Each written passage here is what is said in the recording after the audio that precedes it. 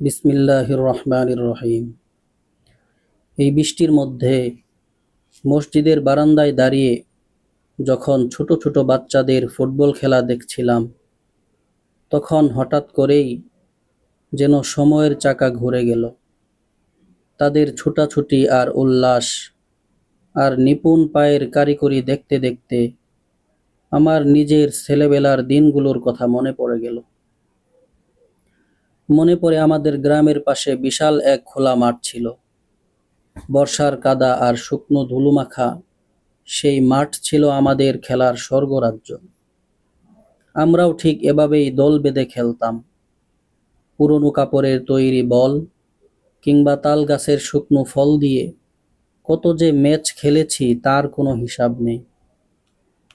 বালুকাময় প্রান্তরে তাদের দুরন্তপনা দেখে আমার শৈশবের সেই সোনালি দিনগুলোর ছবি চোখের সামনে ভেসে উঠল। আমরাও তো এমনই ছিলাম। সংসারের বোঝা তখন কাঁধে আসেনি। জীবন ছিল কেবল ওই আনন্দ আর খেলাই পরিপূর্ণ। আজ যখন জীবনের বাঁকে এসে দাঁড়িয়েছি, তখন সেই দিনগুলোর কথা মনে হলে একটা দীর্ঘশ্বাস বেরিয়ে আসে। সেই শৈশবে আর ফেরা যাবে না। ইসলামের দৃষ্টিতে এই নশ্বর জীবন ক্ষণস্থায়ী, আর শৈশব তারও একটি সুন্দর অধ্যায়। আল্লাহ তাআলা পবিত্র কোরআনে বলেন, লাকাদ খালাকনাল ইনসানা ফী কাবাদ। অবশ্যই আমি মানুষকে সৃষ্টি করেছি কষ্টের মধ্যে। এই আয়াতে জীবনের বাস্তবতার কথাই বলা হয়েছে, যেখানে আনন্দ, বেদনা, সুখ, দুঃখ সবই বিদ্যমান।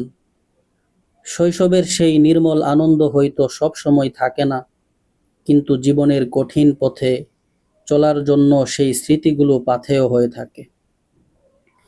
হাদিসে এসেছে, রাসূলুল্লাহ সাল্লাল্লাহু আলাইহি ওয়াসাল্লাম শিশুদের প্রতি অত্যন্ত স্নেহশীল ছিলেন। তিনি তাদের সাথে খেলা করতেন, তাদের আদর করতেন। একদিন তিনি হাসান রাদিয়াল্লাহু তাআলা আনহু ও হুসাইন রাদিয়াল্লাহু তাআলা আনহুকে চুমু খাচ্ছিলেন। তখন এক ব্যক্তি বলল, আমার 10টি সন্তান রয়েছে, কিন্তু আমি তাদের কাউকে চুমু খাইনি। রাসূলুল্লাহ সাল্লাল্লাহু আলাইহি ওয়াসাল্লাম তার দিকে তাকিয়ে বললেন, যে দয়া করে না সে দয়া পায় না। হাদিসটি সহিহ মুসলিম এবং বুখারীতে আছে। এই হাদিস থেকে আমরা শিশুদের প্রতি নবীজি সাল্লাল্লাহু আলাইহি ওয়াসাল্লামের ভালোবাসা ও গুরুত্ব অনুধাবন করতে পারি। শিশুদের খেলাধুলা করা তাদের মানসিক ও শারীরিক বিকাশের জন্য অত্যন্ত জরুরি। ইসলাম এটিকে স্বাভাবিক ও প্রয়োজনীয় হিসেবে দেখে। তবে খেলাধুলায় যেন বাড়াবাড়ি না হয় এবং তা যেন আল্লাহর স্মরণ ও অন্যান্য জরুরি কাজ থেকে গাফেল না করে, সেদিকে খেয়াল রাখা উচিত। জীবিকার অন্বেষণ জীবনের একটি গুরুত্বপূর্ণ দিক এবং এটি ইসলামী শরীয়তেরও নির্দেশ। তবে এর পাশাপাশি জীবনের সুন্দর স্মৃতিগুলোও মূল্যবান। শৈশবের সেই আনন্দময় মুহূর্তগুলো আমাদের মনকে শান্তি দেয় এবং কঠিন সময়ে সামনে এগিয়ে যাওয়ার প্রেরণা যোগায়। সুতরাং যখন মসজিদের বারান্দায় বসে বৃষ্টির মধ্যে মাঠে খেলা করা শিশুদের দেখলাম, তখন একদিকে যেমন স্মৃতির পাতায় ডুব দিলাম, অন্যদিকে জীবনের বাস্তবতা ও ইসলামের সৌন্দর্যগুলো অনুভব করলাম।